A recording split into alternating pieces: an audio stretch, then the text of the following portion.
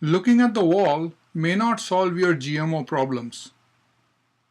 Among many things you can do, one of them is read up or listen to a few good books. Here is an example.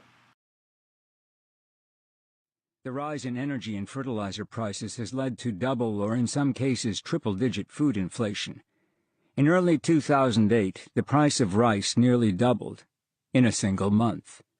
Milk prices are up nearly 100% in 2 years, ditto for wheat and corn prices.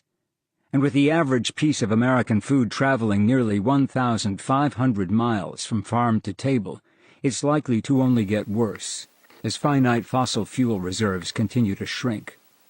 On average, every calorie that lands on your plate soaked up 11 calories of fossil fuel energy as it was sown, grown, harvested, processed, and shipped.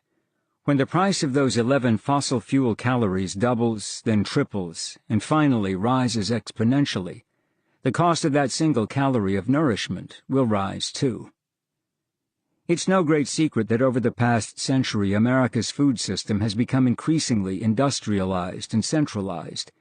It's an economy of scale that has served us well, at least in strictly economic terms. In 1930, the average American family spent 24.2% of its income on food. That number has declined in every single decade since. By 2007, it had fallen to 9.8%. Of course, there are hidden costs in the form of health problems wrought by processed foods and an agricultural industry that has become heavily reliant on subsidies paid out of your taxes.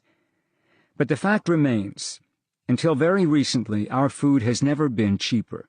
It has also never been more corrosive to our health and environment.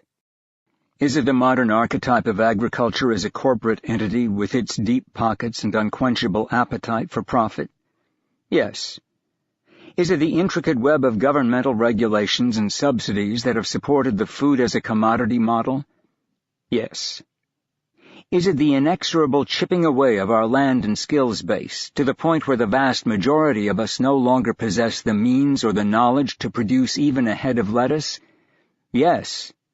Is it our willingness to allow these things to slip through our fingers in favor of the ease of supermarket shopping? Yes. Who's the biggest user of energy? Agriculture.